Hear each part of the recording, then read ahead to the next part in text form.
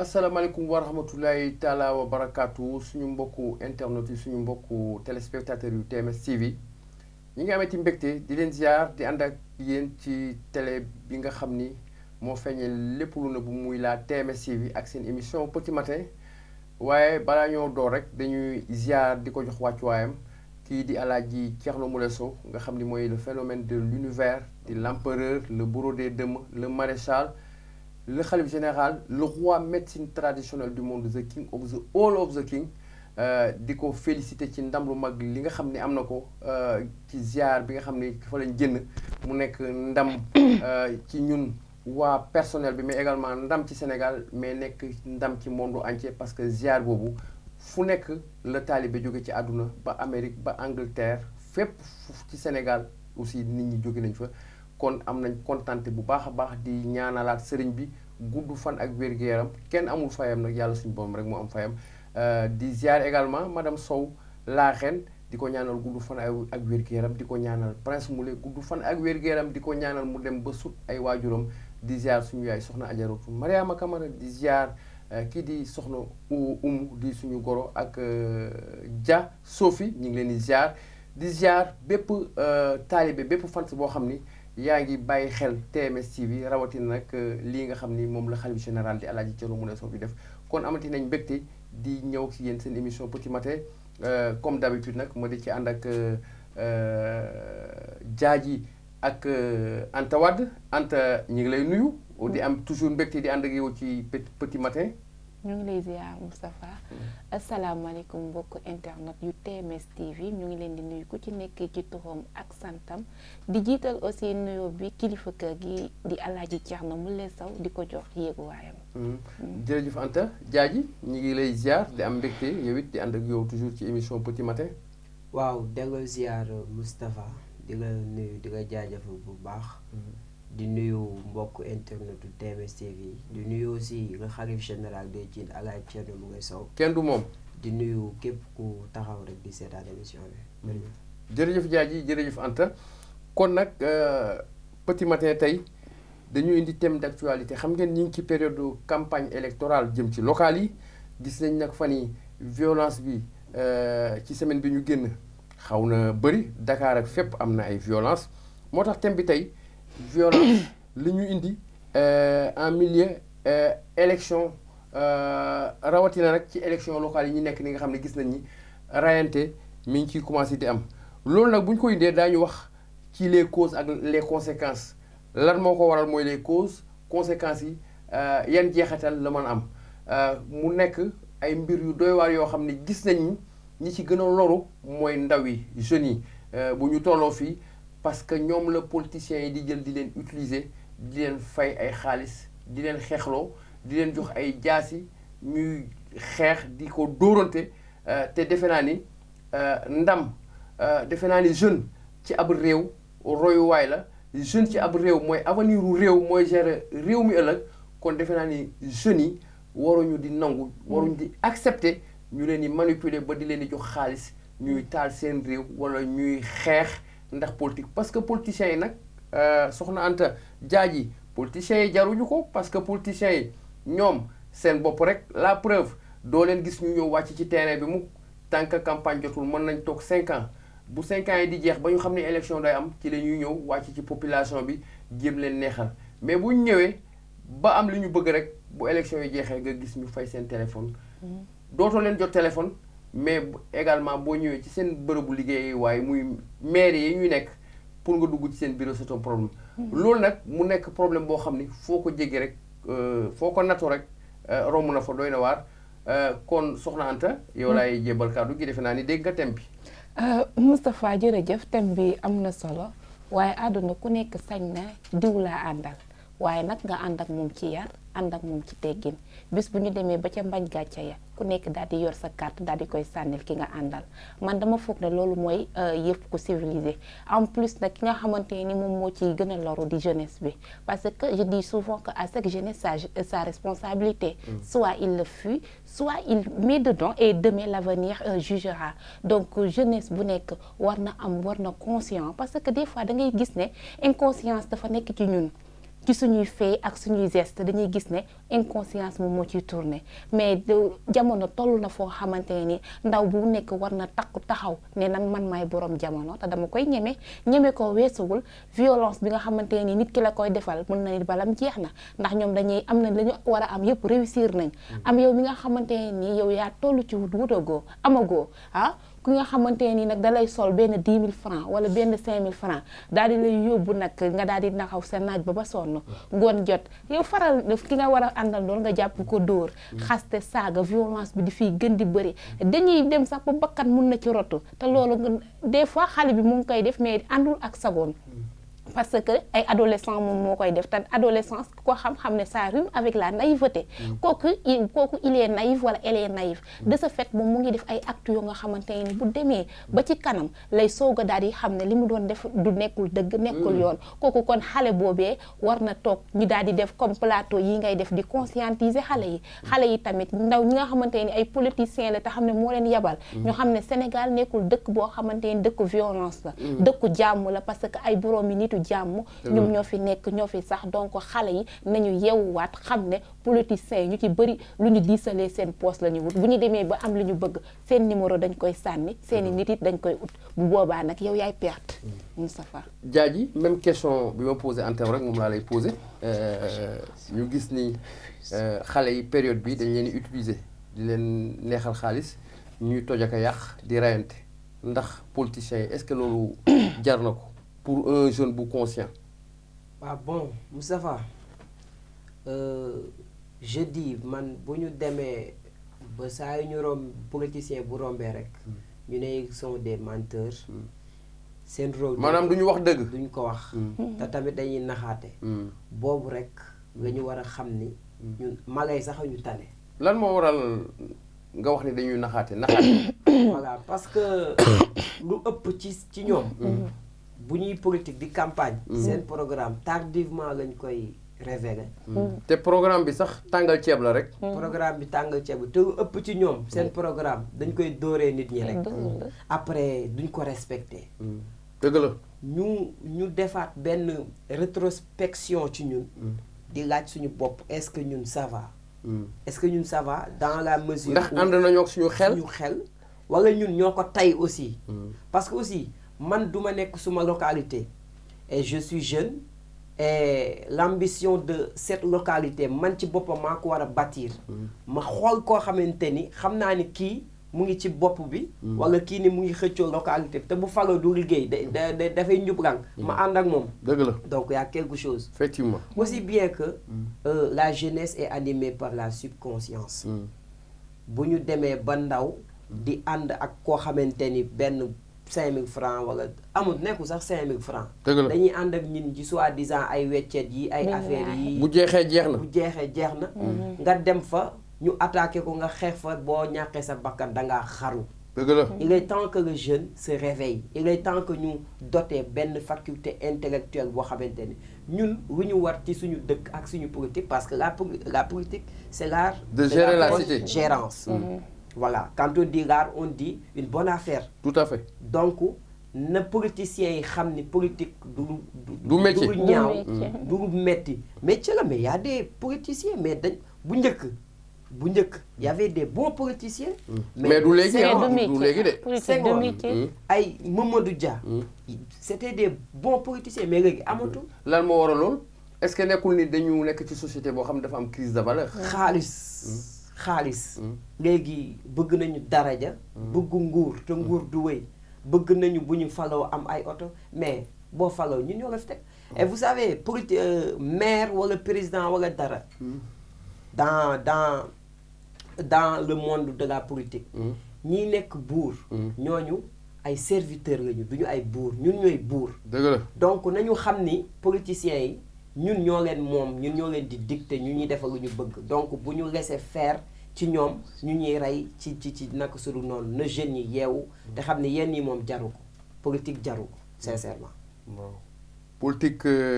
jaru ko Sarata defe naa ni soxna Anta maa ngi jaawale sax defe naa ni jot nga dégg li Diadji wax alors dañu gis que ni mbir mi soxna Anta yemul rek également ci terrain politique bi dafa génn ba dem ci stade yi nawetaan yi xam nga ni gis nga ni ci jamono yu ñu génn amoon na ay xeexoo yu métti yu amoon stade Ngalandou Diouf ba mu am xale bu ci ñàkk bakkanam ba ci gazon bi nga xam ni 500 millions lay jar xale yi daal di koy taal ay exemple yoo xam ne la bëri na ba ci làmb ja dinañ ci ñëw est-ce que yaakaaroo ni dañu nekk ci société boo xam ne tey dafa déréglé wu complètement maanaam la fa maam yi bàyyi woon ak li fi am léegi du benn Moustapha violence bi nga xamante ni am na ci Sénégal jamono ji ku ne la tiitul rek dafay wax lu ko neex doy na war ku ko wax ak ku ko waxul ñëpp a tiit parce que jamono bi nga xamante ni ndaw ñi nga xamante ni ëllëg yow yaa war a yor réew mi ndaw yooyu daal di nekk nag ci pëccëxoo ci xeex ci dañuy mel ne ay animaux dañuy mel ñu nga xamante ni ndax dafa mel ne acte yoo xamante ni nit du ko def nit bu nitewul amul solo il faut nga nekk mala pour def ko waaw nga nekk mala en fait léegi nag dafa mel ne nit ñi ay mala lañu parce que yenn dëkkin yu ñaaw yi di sànnante lu la metti rek nga foog ne violence moom moo koy faj te violence bi mu ngi wër àdduna wërngël képp fu ci Sénégal gi ci gox boo dem ñu lu am fête bu am sax ngénte bu amee sax yaa ngi fay gis violence léegi da ngay dem ba da ngay tiit nan ban Sénégal la ñu yor feet dëkk teraanga bi ñu doon wax dëkk jàmm bi nga xamante ni loolu sax la ñu daal di tubbee dëkk boobu bu demee ba nga xamante ni kenn mënatul def dara te defoo violence pour yow pour nga wane sa bopp wane sa doole déedéet du doon xel moom ngay utiliser mais sa doole ngay ut googu nga xamante ne yaa ngi dund ci jamono dëkk bu mel noonu jaaji ku ko wax ak ku ko waxul da nga ànd ak tiit ak jaaxle di xool say doom wala ñun ëllëg suñu ëllëg nan la war a mel donc nag bu côté boobu yëpp day des fois da ngay daal di indexé ni est-ce que du yar bi moo baaxatul est-ce que du tamit xale yi ñoo yar seen moroomu xale des fois man dama naan Sénégal est-ce que jarul nag li Serigne Cheikh waxoon ñu sang réew mi jot na de ñu sang daal di réew mi ndax lu am lu mu tuuti nit ku nekk yaa ngi yore sa arme nit ñi dañuy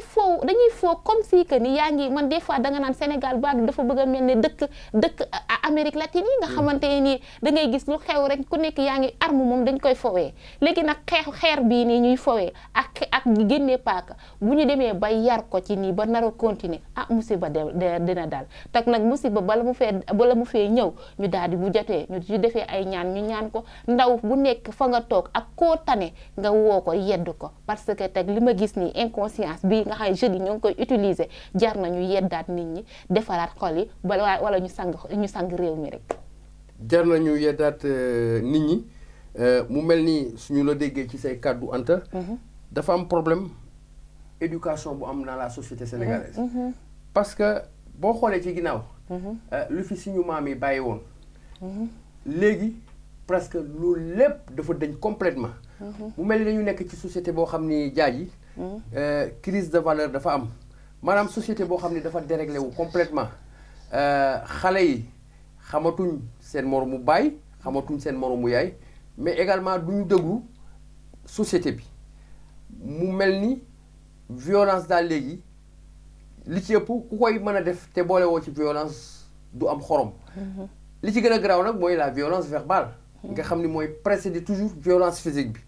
parce que violence verbale bi mooy jël ay kàddu yu ñaaw di ko tuuma ci sa moromu doomu aadama bu ñu ci jógee tu prépares le terrain pour fexe indi violence physique ci lay am ay ku dee wala ku boppam toj wala ku ñu gaañ loolu daal jaaji nekk na loo xam ni vraiment lu doy waar la nit ñi ñu ngi koy métti lu bu baax a baax bon dañ koy méttitlu parce que du loo xamante ni bëgg nañ ko parce que kenn bëggul bon aussi mais gis nga Moustapha bu réew toll ci benn situation bi il faut bunkériser les systèmes et les secteurs clés yi moom mooy éducation secteur clé yi moom mooy économie pourquoi économie parce que gis nga ndaw ci wàllu politique bi bu ma xëyee amul lu ma jox sumay waajur amul lu ma jenc man maa ngi baax képp ku ma fekk ma toog di ma chantage pour di ma piéger naa sax dama lay bàyyi nga dem parce que gis nga nit bu boo gooree ci dara sa ngor day wéy di dem dëgg la waaye waxaatal loolu waaye loolu am na solo dama ni gor boo gooree si dara sa ngor day wëy di dem day gën a dëgër kenn du nga mën a dévier ci dara. boo gorul ci dara nag. donc il faut que ñu am lu ñu téye ndaw ñi aussi am lu ñu gis seen bopp ba pare ñu soog a mën a lutter violence il faut que tamit ndaw yi jàng ba pare parce que dañoo gis léegi nit ñi ndaw ñi dañoo mel ni mala parce que violence da ngeen yomb torop rey sa morom jam sa morom est-ce que ñun tamit suñu esprit est-ce que léegi ça va est-ce que amul benn influence boo xamante ni moo ñu détourné nii wala ce sont des choses à stopper et faire des recherches parce que tamit nit ku jàng nekk nit sa xel bi ànd ak yow dëgg-dëgg loo munti dund doo tiim nit di ko violenter c'est impossible am na nit ñoo xamante ni sax duñu saaga mais tamit société dina mel nenn noo xamante ni da ngay dem ba tu ne te tiens plus tu ne te tiens plus soit éducation nga amul wala économie moo doxul ci yow ba loo gis rek jël maanaam xaalis daal xaalis ay koppar moo ñàkk mais voilà c'est la vérité mais ndaw boo fekk mu toog teg ataaya amul dara lu mu def est-ce que nekkul loolu est-ce que amul lu ko lié surtout période bi ñuy wax ni depuis 2 ans yi nii dañu nekk ci période de pandémie mooy coronavirus liggéey amul ci dëkk bi est-ce que c'est pas dû à cela mais est-ce que loolu aussi raison la bon dekku raison mais tamit pandémie bi ba mu fi nekkee ñi liggéey dañoo conformer ak système bi nu mu demee ba liggéey Moustapha réew mi metti na de am na jeunes yoo xam ni wallaay lazim bu ñu xëyee xam nga lu ñu am sa mburu ci waañ bi mburu libre yaay génn dem rayante def ci mayonnaise wala thon wala chocolat lekk waaye yow de ni ma la gisee nii amuloo problème boobu moom non ñu ngi sant yàlla en fait même bu ñu nekk woon ci parce que Alaaji Thierno Moule Sow moom defe naa ni ku nekk ak moom doo am problème boobu sant yàlla te tamit nañ ko wax weer bi sori na sëñ bi dafa différence ah dañ koy nuyu di ko saluer passage nit ku baax la aussi nit ku mun a bu ñu bari ne woon ci réew mi comme moom kon amaana jeunes yu bari duñu def yenn yi wallaay waxuñu ko nag ngir jaay ko jaayuñu la parce que yaa ko def te ku ko def ku ko wax nga bëgg te dañ ngay saluer ci loolu noonu waaye weer bi sori na Moustapha ñuy waxaat ndaw ñi nañu yeewu ñàkk warut a tax ngay def yenn yi te aussi nañuy communiquer bu baax nañuy am benn transparence ci suñu ay faits c'est-à-dire parce que ndaw ñu da nga bëgg ñu leen di sensibiliser voilà ndaw ñu bari xamuñu élection nu muy demee sama genre gi carte d'identité sax buñ ko amee xamuñu nu ñuy voter donc ñooñu noonu il faut que ñu leen di sensibiliser am benn sensibilisation bu transparente boo xamante ni dootuñu leen naxee fenn loolu tamit dafa manqué loolu dafa manqué donc en grosso modo na jeunes yi yeewu bu ñu fëkk yóbbu nit booy deew ak sa ngor lu mu metti metti dañ koy téye gaay nañu bàyyi yenn yi quoi rey bi bari na parce que suñu waajur yi ñun nga ñu am bëri na de rey bi moom bëri na lool berti demoo Njaay Géejawaay rek am na kuñ fi jam mais yow dañ laa jam nga dem hôpital tane nga mais est-ce que dina wëy loolu daal lu ko gënoon mooy nga toog parce que tamit politique fair play la tout à fait gis nga Gambie seen élection yi passé Adama Barrow ak celui qui était dans l'opposition tase nañu benn jour nu yónte ki ne ko voilà dinaa la gagner ki ne ko ñu saafonte dem c'est ça loolu mooy aaru politique mais du rayante du xastante du waxante lu bon te aussi politiciens yi am nañ ci wàll parce que ñoom ñooy taxaw di semer la terreur ils sont arrogants waaye yow ils sont violents même parce que boo taxawee fenn di wax yenn wax yi ñi ngay àndal di ko dégg loolu la ñuy wéyee donc gars yi moo tax jeunes yi war nañ def li ñuy wax la prise de conscience xàmme ak ràññee waaw ba xam lii ñu leen di defloo est-ce que lu baax la est-ce que seen njëriñ mi ngi ci bu ngeen ci xool seen avantage financier parce que yow boo nee man jeune laa rek xaar ma dem ànd ak Moustapha mooy politique waaye dinaa ci gagné benn 300 000 mais ñaata jeune ngay lor sa ñaata morom ngay lor donc il ne faut pas être optimiste il ne faut pas être trop optimiste dëgg la les gars nañu yeewu waay nañu yeewu alors nañu yeewu soxna Anta bu ñu déggee intervention Diadji mu mel ni daal réew mi léegi li ci ëpp xaalis moo ko yàq bu ñu ne xaalis moo ko yàq élection nit ñi voteetuñu léegi ngir programme mais bu ñu ne xaalis également nit ñi violence bi la ñu gën a utiliser ngir xaalis parce que xaalis bañ leen di fay. ñu ciy def naka su dul noonu mën naa la ci citer ay exemples yu bare bari ba ci année yu ñu passé gis nga suñu yenn këru naataangoo yi ay 24 heures chrono yooyu gars yi dañuy recruter ay nit bi fay leen xaalis ñu dem toj kër yooyu. donc mu mel ni ay mbir yoo xam ni Anta dañ koy ñaawlu bu baax a baax et que Sénégal mérité wul loolu. Sénégal jamono bi ñu toll danga naan jikko yi ñoo suufee te jikko yi nag li ko suufeel mooy yar gi moo des ndax sa doom nga yar ko ci muñ say doom nga yar ko ci mu metti parce que am na ñoo xamante ni ñu ngi seeni kër bu ñu xëyee seen yaay soom bi lay teg yaa ngi dégg daal ñu lekk ko ba mu suur ñu génn ak seeni jom ak seen fulla kenn xamul ne soom bi la ñu lekk yow góor a ngi ci biir këram amul dépense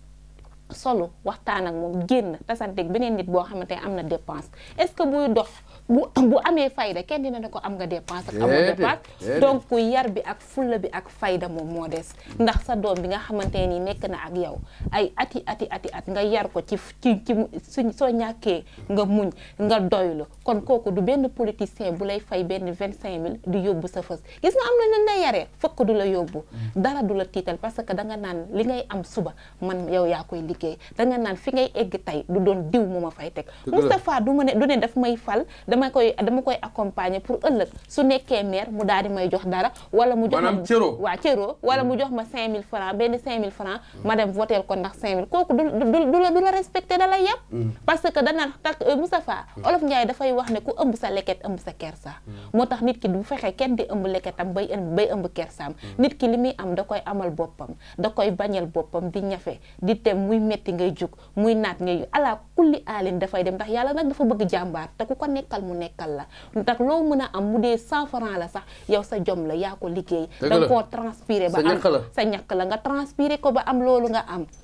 yaa ngi dégg loolu bis boo koy defee gëm ko dama foog ne ñu yar la ci nag ñu yar la ci ba ngay xale ba tey yow it nga ràññee xam lu baax fëkk du la yóbbu politicien du la sacrifier loo kenn du tax nga gaañ kenn ndax dangay xam ne yow nit nga tey ëllëg foofu kooku taxaw mën nga taxaw fu ko ëpp ndax boo jubee rek lépp di nga ko am ndax Olof Njaay def ne fen du bijjaaw képp kuy fenit allah kulli aalin dañ ko weer donc nag yar googu noonu buñ ko defee ci xale yi ba ñu màggaale ko duñu sànni xeer ndax xaalis duñu corrompre ndax xaalis duñu def dara ba xaalis tax muy yóbbu seeni fëkk di leen yóbbu war a dara tey ëllëg sa ñu la koy xoolee wala ñu la koy xeebee Moustapha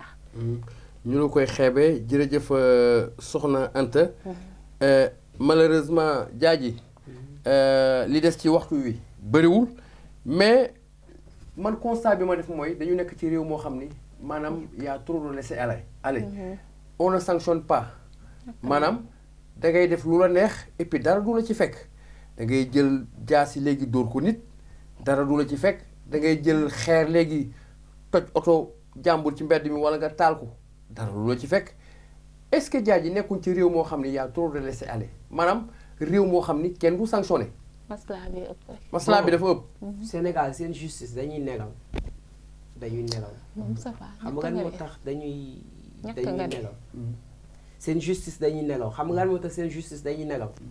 parce que bu ñu demee ba yow société civile bi dinaan man ñu fi toog pour gérer suma justice xamuñu dara rek foofu la ñu commencé nelaw donc am na loo xamante ni buñ koy bàyyi muy jàll nañu bàyyi inégalité bi nañ ko bàyyi nañu bàyyi diw doomu diw la jam na diw duñ ko tëj ndax papa mooy diw nañ ko baax jaay doole baaxul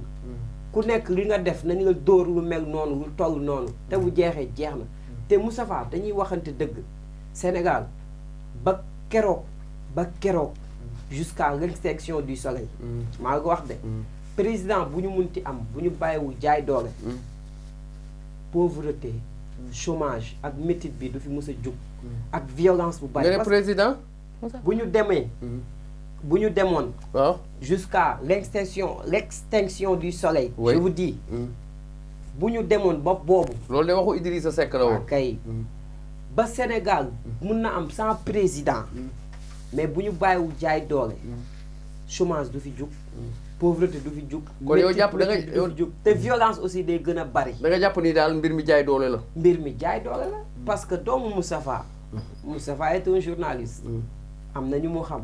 doomam def na crime bu mag yàlla tere mu dem maanaam def nañ njombe. def na njombe bu rëy.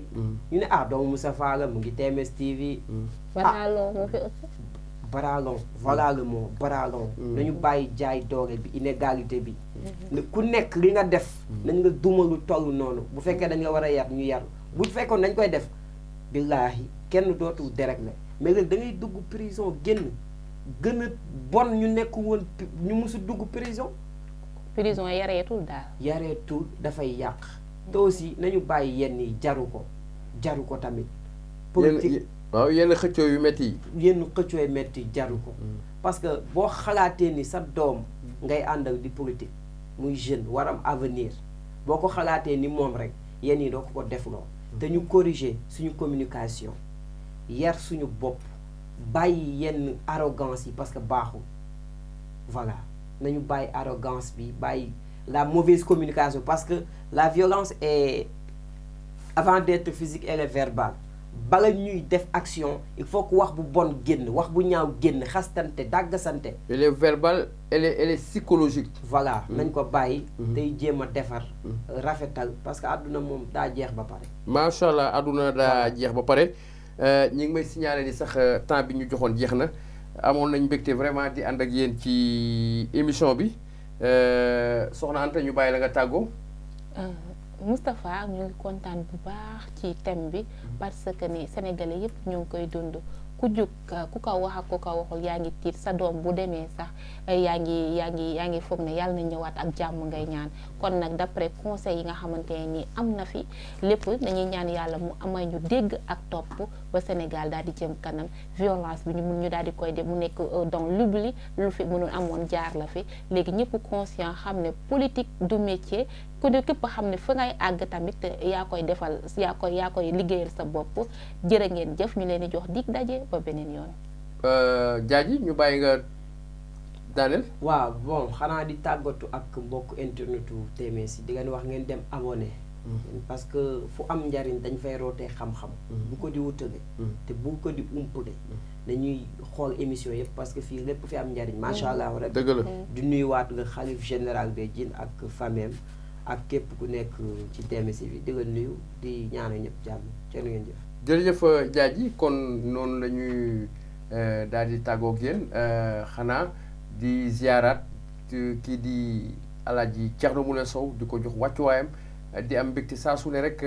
di ko ñaanal gudd fan ak wér-gi-yaram muy le PDG de TMS TV di le khalife général le roi médecine traditionnelle du monde the king of the all of the king di ko ziar bu baax a baax di ko jox wàccuwaayam amoon naa mbégte tey ànd ceeg Anta Wade la grande journaliste ak le grand journaliste le grand slameur di Diadji ki nekkoon ci caméra bi nag mooy le grand caméraman di Sëñ Fallou borom Géejawaay saa su ne nii la rek sur la TMS TV di télé bi nga xam ne moo feeñee lépp lu nëbbu làmboog njëriñ amoon nañ mbégte di leen jox tig daje ci yeneen i ay waxtaan jërë ngeen jëf.